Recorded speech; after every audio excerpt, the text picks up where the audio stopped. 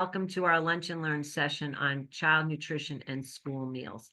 Today we have the pleasure of having Lisa Pitz, the director of Hunger Free New Jersey, talk to us about school meals as well as summer meals, I think, after school programs and whatever else she wants to include in her presentation. Lisa is the expert on meals, as far as I'm concerned. She has been with Hunger Free New Jersey for 20 years, but she has worked in this area for, I guess, and hunger and poverty and social justice issues for almost 30 years.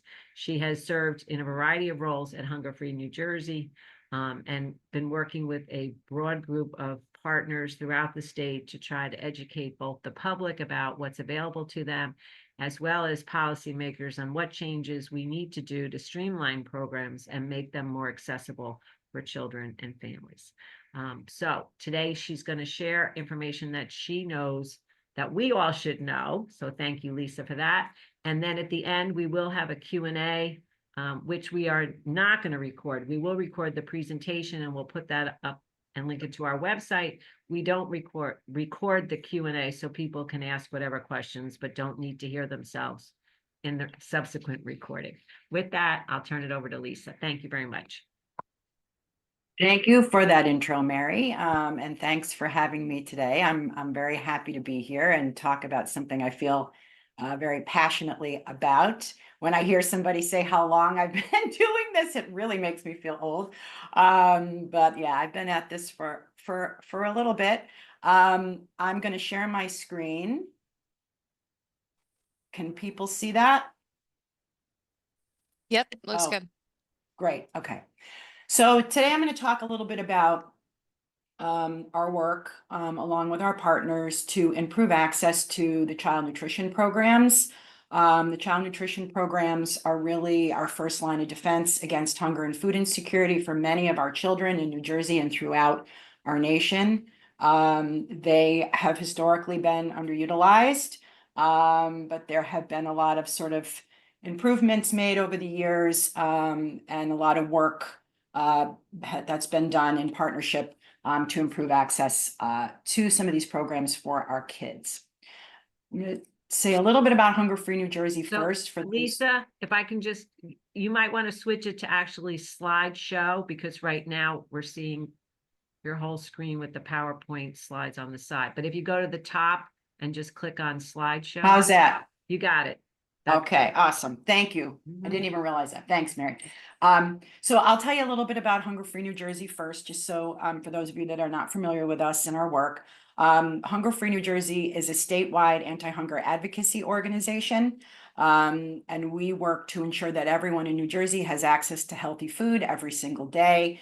While we certainly work with many partners in the emergency food space, most of our advocacy really focuses on improving access to the federal nutrition programs like SNAP, formerly known as food stamps, and then some of the child nutrition programs that I had mentioned, school meals, after school, summer meals, senior nutrition programs. We really focus our efforts on trying to remove some of the barriers to participation in these programs and increase participation among eligible people in New Jersey. We've been around for over 45 years. I want to say we're coming up on 50 years. I have not been with Hunger Free that long, but we've been around for a while doing this work and trying to move the needle on this issue. Okay, importance of the child nutrition programs. Why do they matter? Sometimes I think these programs get a bad rap. I can tell you that these nutrition programs certainly are not what they used to be. There's all kinds of research that shows the impact of these programs on our children's health and well-being, on academic performance. Participation in the child nutrition programs reduce food insecurity, obviously. Having access to that breakfast and lunch at school, and then for children in after-school programs, the after-school snack or after-school supper program, the summer meals program during the summer months when children do not have access to breakfast and lunch at school, and then the new summer EBT program, which I'll also talk about. All of these programs are designed to reduce food insecurity. Participation in the child nutrition programs improves overall dietary intake. The lunches that children consume at school, research has shown, are the most nutritious meals that they consume throughout the course of the day. And most of our kids get the bulk of their nutrition from the meals they eat at school. Research has shown that low-income students who eat both breakfast and lunch at school have significantly better overall diet quality than students that do not eat school meals. There has been some research done by the Brookings Institute that shows that participation in free school meals doesn't do anything to increase children's weight or BMI, that in fact it improves overall health and well-being. Participation in child nutrition programs positively impacts health and obesity rates. Receiving free or reduced price meals at school reduces poor health by at least 29%, which is pretty significant. And that's based on estimates using national data. And we also know that participation in child nutrition programs, specifically school meals, leads to better learning environments. Children and adolescents who experience hunger, we know, according to research, have lower math scores, poorer grades.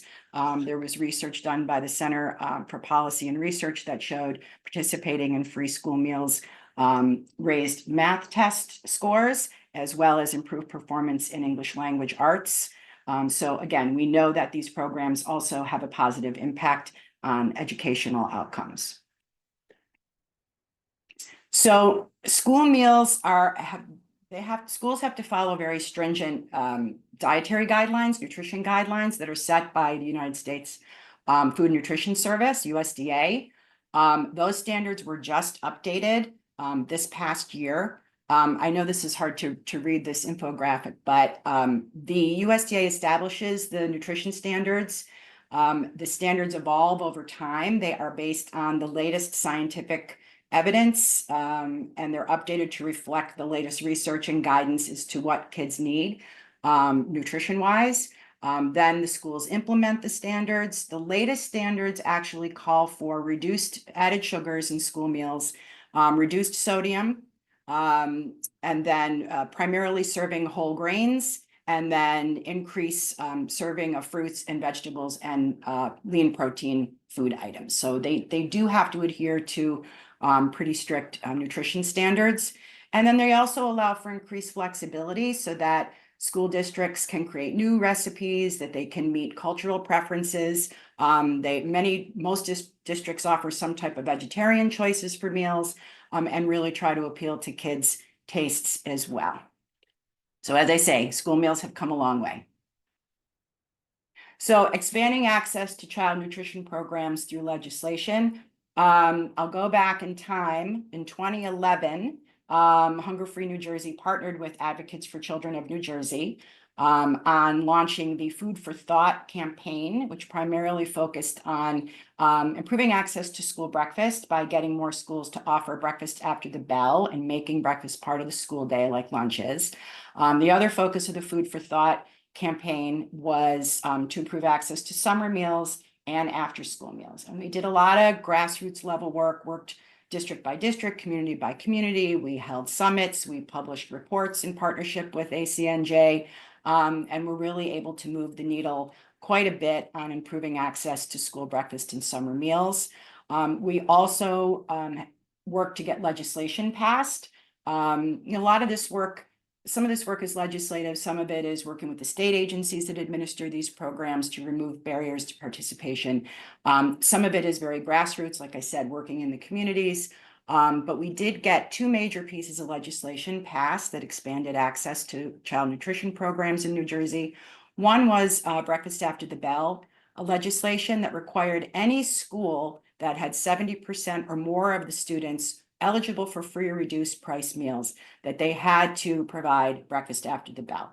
Breakfast after the bell can be grab and go kiosk, it can be breakfast in the classroom. There's a variety of models, but this did require high need schools to provide breakfast as part of the school day, and not at 7 o'clock in the morning in the cafeteria before most of the students are there.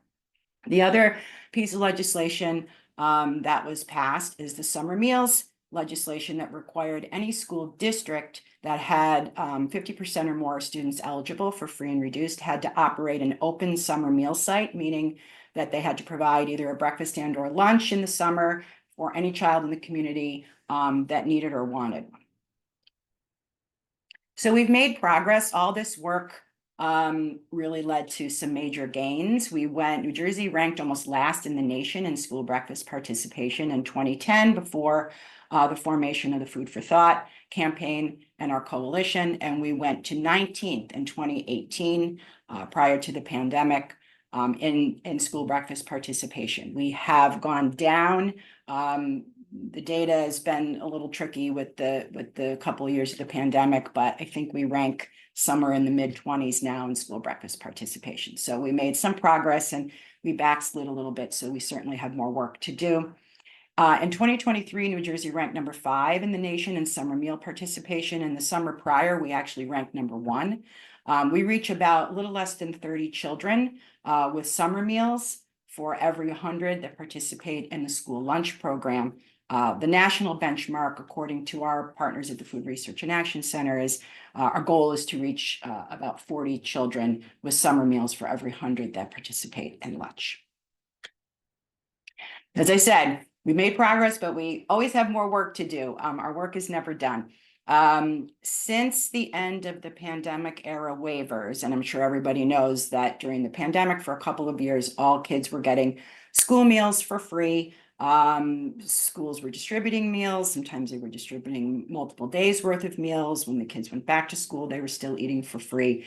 But all of those waivers, those flexibilities, the free meals, they all went away. And as a result, we've seen a decline in participation in school meals. Between the 2022-23 to 23-24 school years, there was almost a 14% decrease in school breakfast participation.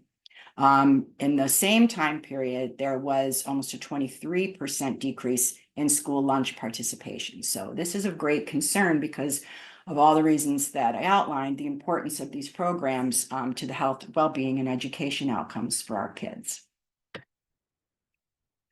So we've been doing a lot of work over the last couple of years to expand access to free school meals, because even prior to the pandemic, we knew how important it would be to provide meals for free to as many kids as possible. We know that that increases participation. Obviously, we want all of our kids to have access to healthy breakfast and lunch at school. So we've had other legislation that we, along with our partners, have championed. And some of the bills that passed is in 2019, New Jersey eliminated the reduced price category, meaning that all of the children who are eligible for reduced price school meals now eat for free. The state supplements that, the state funds. In 2022, legislation was passed that expanded income eligibility for free school meals up to 200% of the federal poverty level. For all of the programs, the federal guidelines are set very, very low. So in an expensive state like New Jersey, these types of policies are critically important to expand access for our children. For free lunch, the federal income guideline for free lunch is 130% of the federal poverty level, and for reduced price lunch is 185%. So this legislation raised it in New Jersey up to 200. And then this past year, 2024, the governor signed into law a further expansion of access to free school meals up to 224% of the federal poverty level. This is the New Jersey Expanded Income Eligibility, NJEIE.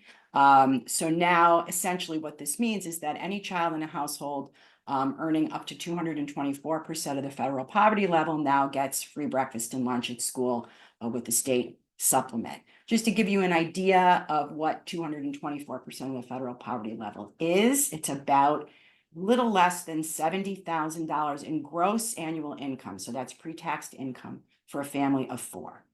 So I don't have to tell anybody that if you're trying to provide for a family of 4 on a gross annual income of little less than $70,000 in a state like New Jersey, you're struggling. So this really benefits our struggling working families in New Jersey, and we'd like to see this further expanded.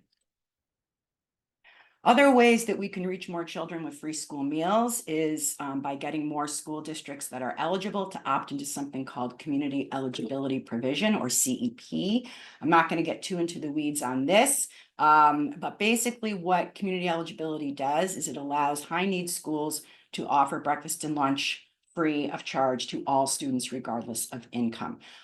This is for identified students who are directly certified for free school meals because they are in households either that receive SNAP, TANF, temporary aid to needy families. The children are homeless. They are in a migrant household, or they are in foster care. So there's a couple different criteria that directly certifies children for free school meals. And if there's a high enough percentage in a particular school, they can opt into community eligibility and just feed all of the kids for free.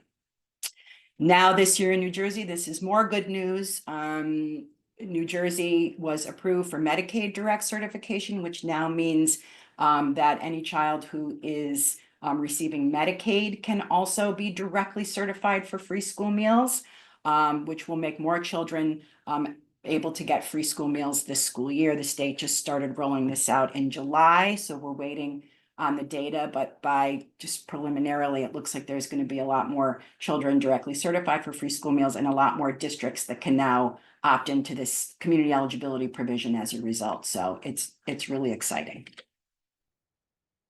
The other piece of this is really working to increase return on school meal applications. Why is this important?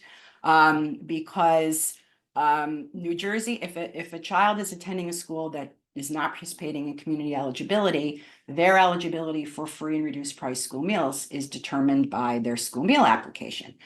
We have a very low return rate on school meal applications in New Jersey. This is a problem really across the nation that was really exacerbated by the pandemic because all the children were eating for free. So parents did not have to complete a school meal application. When school meal applications are not submitted, it impacts the children because it makes it difficult for them to access the free meals at school. They show up in the system as being in the paid category, even though they might actually be eligible for free or reduced price school meals. And it also creates enormous amount of school meal debt, which is a real issue in New Jersey. We have a lot of districts that have a lot of school meal debt. So we have worked really hard to try to increase return on school meal applications this year. We've engaged our partners throughout the state and getting the word out. We created an outreach toolkit, and we partnered with the Office of the Food Security Advocate to launch a school meal application outreach campaign across the state, to let families know how important school meals are, the important role they serve in the lives of the children, the importance of completing and returning the school meal application, and then working with partners to actually provide some hands-on assistance to families to complete the application. And this year too, the state also combined the school meal application with the summer EBT application. And the summer EBT program, which I'm going to talk more about in a minute, provides a really good incentive, for parents to fill out the school meal application. And it just makes sense to have both of these programs on the same application so that people aren't filling out a multitude of forms to qualify for both free and reduced school meals, as well as this new summer EBT program. So summer EBT, for those of you that are not familiar, is a brand new to New Jersey program. It's also a federal program. Some people may have been familiar with pandemic EBT or PEBT. This is not that, although it looks kind of similar. This is a benefit for families for any child who is eligible for free and reduced price school meals under the federal guidelines.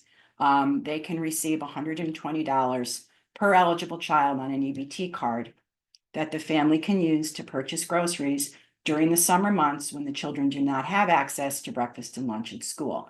The state did a really good job of standing this program up in a relatively short period of time. We launched an extensive summer EBT outreach campaign, again, in partnership with the Office of the Food Security Advocate, to let parents know, families know about this program. and to encourage them to submit that school meal application so that they would know whether or not their child would be eligible for summer EBT. To date, nearly 600,000 summer EBT cards have been issued to eligible students across the state through 722 participating school food authorities.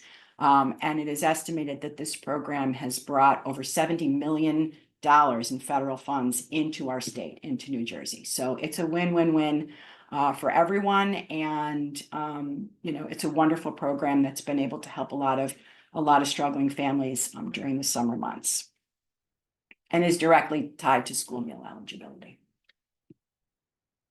So what's next on the horizon? Momentum is building for healthy school meals for all. There is a national movement. I think all of us were hoping that the federal government would continue to provide free breakfast and lunch to all students, but they obviously did not do that. So states have taken it upon themselves through advocacy efforts to implement school meals for all policies. Some have done it legislatively, others have done it through the budget process. But there are 8 states that have already implemented these policies, offering breakfast and lunch to students at no charge, regardless of household income. And when you look at the map, you can see the states in green are the ones that have implemented this policy, and the states in yellow are working on it. And New Jersey is one of those states. We would like New Jersey to be the 9th state to implement healthy school meals for all policy. So our campaign, School Meals for All New Jersey, it's a coalition of folks from anti-hunger community, the education community, health, agriculture, and any equity-focused organizations. We're trying to engage students and parents, school administrators, and anybody in New Jersey who is concerned about our children's health and well-being and would like to see all kids in New Jersey have access to free breakfast and lunch. We have a steering committee that leads this effort. Hunger Free New Jersey leads this coalition. Other members of our steering committee include New Jersey School Nutrition Association, Food Corps, the Food Research and Action Center, FRAC, they're our national anti-hunger partners, and then the American Heart Association of New Jersey. And we've been, this coalition has been in existence for about a year. And we have been kind of beating the drum on trying to get school meals for all. We, again, as I talked about, New Jersey has made some incremental steps in that direction. But we know that offering free meals to all children is the most efficient and equitable way to ensure that all of our kids have access to healthy meals at school. It is, when you think about school meals, it is the only transactional experience left in our children's education. We do not income base textbooks, Chromebooks. We do not income base, if a child needs to get transportation or a bus to school, none of those are transactional experiences. It only exists in the cafeteria. And we really would like to see all children, regardless of where they go to school, regardless of where they live in New Jersey, be able to get, have access to those healthy meals to help them learn and grow. So call to action. Anyone can be involved in this. As I said, in the new year, we're going to be ramping up our efforts on School Meals for All. Please stay connected to us. You can scan this fancy QR code and it will link you to all the information on School Meals for All. Please follow us on Instagram, on Facebook. We have separate for School Meals for All, but please follow Hunger Free New Jersey as well, so you can stay up to date on all the latest and greatest in our anti-hunger advocacy efforts in New Jersey. And we would love for all of you to lend your voice to this and be part of this work. And with that, I thank you for your time.